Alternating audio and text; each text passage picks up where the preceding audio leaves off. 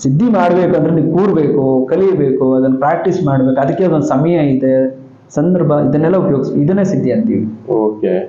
ಅಂದ್ರೆ ನೀವ್ ಹೇಳ್ತಾ ಇರೋದು ಅದನ್ನ ಯಾವ ಟೈಮಲ್ಲಿ ಮಾಡ್ಬೇಕು, ಆ ಟೈಮ್ನಲ್ಲಿ ರೆಗ್ಯುಲರ್ ಆಗಿ ಮಾಡ್ಬೇಕು. ಶುರು ಮಾಡಿದ್ರೆ ಒಂದ್ ದಿವಸ ಮಾಡಿ 2 ದಿವಸ ಮಾಡಿ ಅದು ಸಿದ್ಧಿ ಆಗಲ್ಲ ನಿಮ್ಗೆ. ಇಷ್ಟು ಮಂಡಲ ಅಂತ ಮಾಡ್ತಾರೆ ಒಂದು ಶಕ್ತಿಗಳನ್ನ ಪಡ್ಕೊಳ್ಳಿಕ್ಕೆ.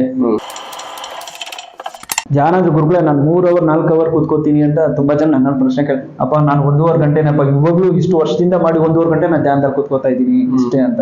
ಯಾಕಂದ್ರೆ ಶಕ್ತಿ ನನಗೆ ತುಂಬಾ ಲೋಡ್ ಆಗುತ್ತೆ. ತುಂಬಾ ಹೊತ್ತು ನಾ ಮಾಡಿದೆ ಅಂದ್ರೆ ಆಗಲ್ಲ, ನನ್ನ ಕೈಲೂ ಕಂಟ್ರೋಲ್ ಮಾಡ್ಲಿಕ್ಕೆ ಆಗಲ್ಲ ಆ ಶಕ್ತಿನ. ಅದನ್ನ ನಾನು ಬೇರೆಯವ್ರಿಗೆ ಕೊಟ್ಬಿಡ್ಬೇಕು. ಇದು ಯಾವ ರೀತಿ ಕೊಡ್ತೀನಿ ಅಂದ್ರೆ ಪ್ರೊಸೆಸಿಂಗ್, ಹೀಲಿಂಗ್ ಪ್ರೋಸೆಸ್ ಮಾಡ್ತೀನಿ, ಕೆಲವೊಂದು ಬ್ಲಾಕ್ ಮ್ಯಾಜಿಕ್ ನೆಗೆಟಿವ್ಸ್ ತೆಗಿತೀನಿ, ಈ ಸೋಲ್ಸ್ ಕ್ಲಿಯರ್ ಮಾಡ್ತೀನಿ. ತುಂಬಾ ಜನಕ್ಕೆ ಗಾಳಿ ಸಮಸ್ಯೆ ಅಂತ ಹೇಳ್ತಾರೆ, ಈ ಬಾಡಿಯಲ್ಲಿ ಜಾಯ್ನ್ ಆಗ್ಬಿಟ್ಟಿರ್ತವೆ ಸೋಲ್ಸ್, ಆತ್ಮಗಳು, ಅದನ್ನ ರಿಲೀಸ್ ಮಾಡ್ತೀನಿ. ಬ್ಲಾಕ್ ಮ್ಯಾಜಿಕ್, ಬಾಣಮತಿ, ವಾಮಾಚಾರ ಈ ತರ ಕ್ಲಿಯರ್ ಮಾಡ್ತೀನಿ. ಕೆಲವೊಂದು ಸಂಮೋಹನಿ ಒಂದು ಶಕ್ತಿ ಅಂದ್ರೆ ಅದು ವಿದ್ಯೆಗಳಿಗೆ ಉಪಯೋಗಿಸ್ತೀನಿ, ಹೀಲಿಂಗ್ ಪ್ರೋಸೆಸ್ ಮಾಡ್ತೀನಿ. ಈ ತರ ವಿದ್ಯೆಗಳಿದಾವೆ. ಯಾವುದೇ ಒಂದು ಸಮಸ್ಯೆಗಳಾದ್ರೂ ಸಾಲ್ವ್ ಮಾಡ್ತೀನಿ. ಈ ತರ ಶಕ್ತಿನ ನಾವು ಕೊಟ್ಬಿಡ್ಬೇಕು. ಯಾಕಂದ್ರೆ ಪ್ರಕೃತಿ ನಮ್ಗೆ ಕೊಟ್ಟಿದೆ, ವಾಪಸ್ ಹಿಂಗೆ ಜನರಿಗೆ ಲೋಕಕ್ಕಾಗಿ ಕೊಟ್ಬಿಡ್ಬೇಕು. ಇದೆ ಸಾಧಕರು, ಯೋಗಿಗಳು, ಸಿದ್ಧಿಗಳಿಗೆ ಇದೆ. ಅದಕ್ಕೆ ಅವ್ರು ನಾವು ಯೋಗಿಗಳು, ಸಾಧಕರು, ಸಿದ್ಧಿಗಳು ಅಂತ ಹೇಳ್ತೀವಿ, ಸಾಧಕರ ಅಂತ. ಅಷ್ಟು ಸುಲಭ ಅಲ್ಲ. ಅಂದ್ರೆ ಈಗ ಆ ಸಿದ್ಧಿಗಳನ್ನ ಪಡ್ಕೊಂಡ್ಮೇಲೆ ಜಾಸ್ತಿ ಜನರು ಉಪಯೋಗ ಆಗುವಾಗೆ ಅದನ್ನ ಬಳಸ್ಬೇಕು. ಖಂಡಿತ ಹೌದು. ಮತ್ತೆ ನಿಮ್ಮೆಲ್ಲ ಇಟ್ಕೊಂಡ್ರೆ ಏನ್ ಮಾಡ್ತೀರಾ? ಸರಿ, ನಿಮ್ಗೆ ಒಂದು ಉದಾಹರಣೆಗೆ ನಿಮ್ ಮನೆ ಹತ್ರ ಒಂದು ಬೋರ್ವೆಲ್ ಹಾಕ್ಸಿದೀರಾ, ಅರ್ಥ ಆಯ್ತಾ? ತುಂಬಾ ಒಂದು 5 ಇಂಚು ನೀರು ಸಿಗ್ತಾ ಇದ್ದಾರೆ, ಯಾರಿಗೂ ಸಿಕ್ಕಿಲ್ಲ. ನೀವು ಒಬ್ಬರಿಗೆ ಎಷ್ಟಂತ ಯೂಸ್ ಮಾಡ್ತೀರಾ ನೀರ್ನ? ಹೇಳಿ, ಉದಾಹರಣೆ. ಹೌದಲ್ವಾ? ಒಂದ್ 10 ಜನಕ್ಕೆ ಪಾಪ ನೀರ್ ಇರಲ್ಲ, ಒಂದ್ 10 ಬಿನ್ಗೆ ಕೊಟ್ರೆ ಉಪಯೋಗಕ್ಕೆ ಬಂತ ಇಲ್ಲ.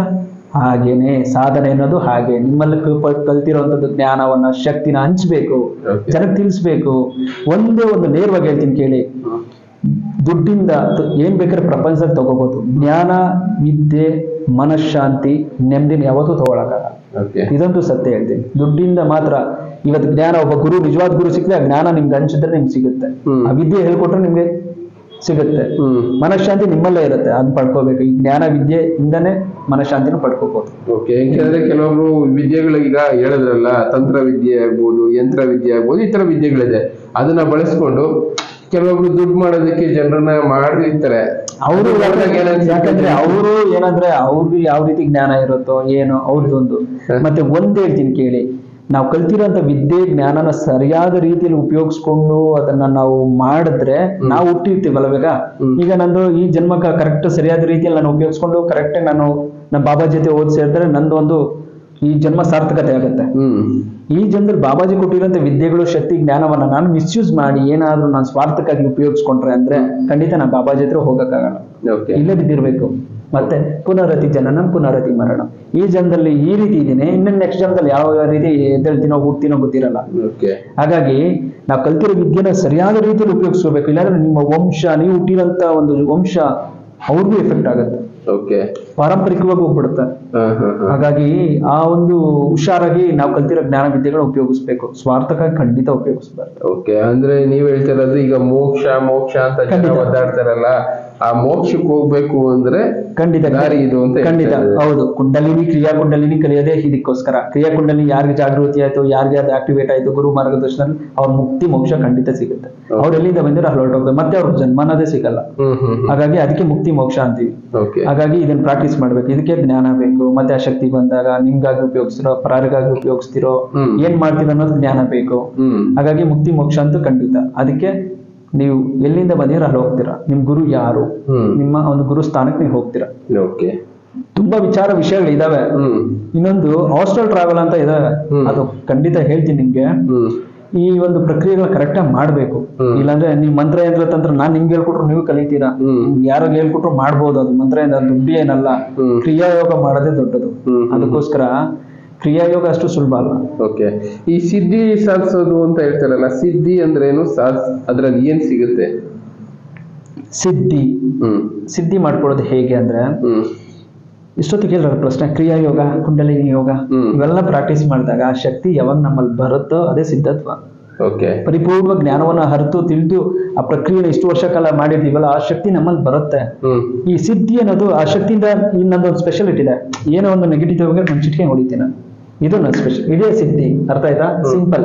ನಾನೊಂದು ನೆಗೆಟಿವ್ ತೆಗಿಬೇಕಂದ್ರೆ ನನ್ನ ಕೆಲವೊಂದು ವಿದ್ಯೆಗಳಲ್ಲಿ ನಾನು ಚಿಕ್ಕ ಹೊಡಿತೀನಿ. ತುಂಬಾ ಜನ ಕೇಳಿದ್ರೆ ಗುರುಗಳ ಈ ತರ ಚಿಕ್ಕ ಹೊಡಿಯೋರು ಯಾರನ್ನೂ ನೋಡ್ಲಿಲ್ಲ, ನೀವೇ ಹೊಡಿಯೋದು ಫಸ್ಟ್ ಅಂತ ಹೇಳ್ತಾರೆ. ಇದು ನಂದು ಸಿದ್ಧಿ, ಇದೇ ಸಿದ್ಧಿ. ಅರ್ಥ ಆಯ್ತಾ? ಅವ್ರು ಕಲ್ತಿರೋಂಥದ್ದು ಜ್ಞಾನದಲ್ಲಿ ತಿಳ್ಕೊಂಡು ಗುರುಗಳು ಯಾವ ರೀತಿ ಹೇಳ್ಕೊಟ್ಟಿರ್ತಾರೆ ಅದಕ್ಕೆ ಸಿದ್ಧಿ. ಈ ಪ್ರಾಕ್ಟೀಸ್ ಎಲ್ಲ ಮಾಡಿ ಕರೆಕ್ಟ್ ಆಗಿ ಮಾಡಿದಾಗ ಆ ಶಕ್ತಿ ನಿಮ್ಗೆ ಪರಿಪೂರ್ಣ ಗೊತ್ತಾಯ್ತು, ಮತ್ತೆ ಅದನ್ನ ಉಪಯೋಗಿಸಿದಾಗ ಅದು ನಿಮ್ಗೆ ಕ್ಲಿಯರ್ ಆಗಿ ಅದು ಪರ್ಫೆಕ್ಟ್ ಆಗಿ ಸಾಲ್ವ್ ಆಯ್ತು ಅಂದ್ರೆ ಅದನ್ನೇ ಸಿದ್ಧಿ ಅನ್ನೋದು. ಸಿಂಪಲ್. ಅರ್ಥ ಆಯ್ತಾ ನಿಮ್ಗೆ? ಸಿದ್ಧಿ ಅಂತ ಹೇಳ್ಕೊಂಡ್ರೆ ಏನೋ ಹೇಳೋದಲ್ಲ, ನಿಮ್ಗೆ ಅರ್ಥ ಆಗಲ್ಲ ಅಷ್ಟೇ.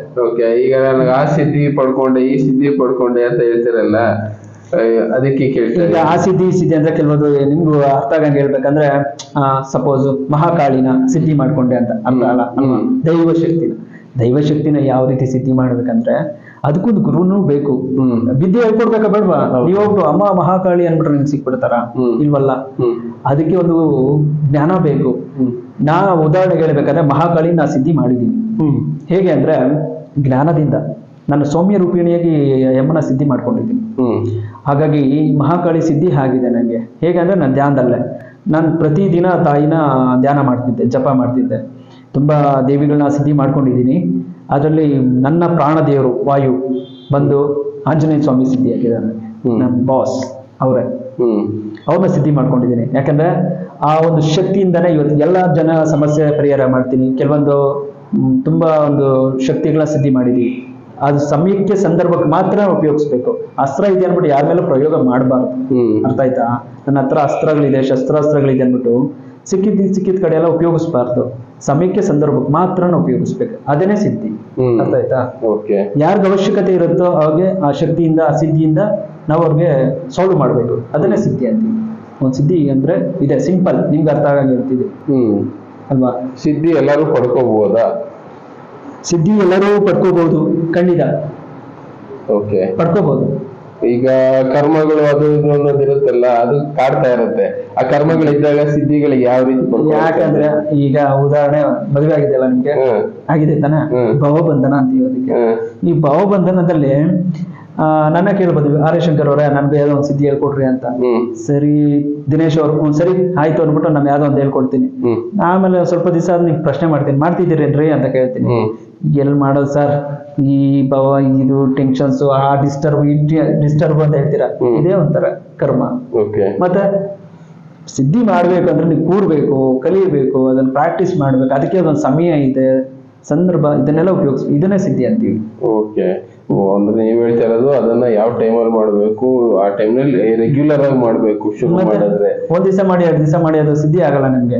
ಇಷ್ಟು ಮಂಡಲ ಅಂತ ಮಾಡ್ತಾರೆ ಒಂದು ಶಕ್ತಿಗಳನ್ನ ಪಡ್ಕೊಳ್ಳಿಕ್ಕೆ. ಅದೇ ಆದಂತ ವಿಧಾನದಲ್ಲಿ ಅದನ್ನ ಪೂಜೆ ಮಾಡ್ಬೇಕು.